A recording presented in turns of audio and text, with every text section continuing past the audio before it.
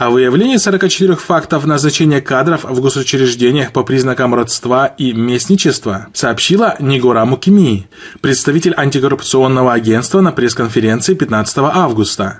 15 фактов кумовства выявлены в сфере образования, 16 фактов в сфере здравоохранения, 6 фактов в местных хукуматах, 2 факта в сфере коммунального хозяйства и по 1 факту в Министерствах транспорта и сельского хозяйства, Земельном комитете, Главном архивном управлении, Агентстве мелиорации и ирригации, сказала она.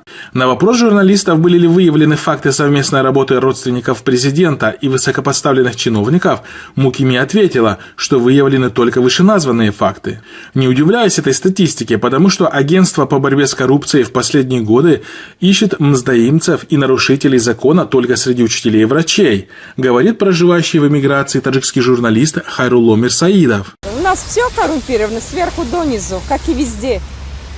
Напомним, что согласно таджикскому законодательству, в список родственников, совместная работа которых в государственных учреждениях находится под запретом, входят супруги, дети, братья, сестры, родители, племянники, тети и дяди.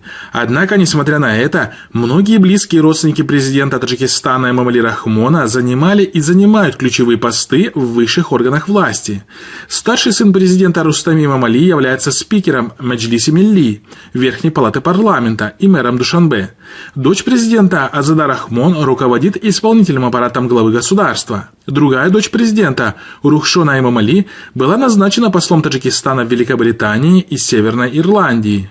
Тахмина Рахмон, дочь президента, вместе со своим супругом Зарифбеком Давлатовым занимается бизнесом. Один из зятей Эмомали, Ашраф Джон Гулов, работает послом Таджикистана в Турции.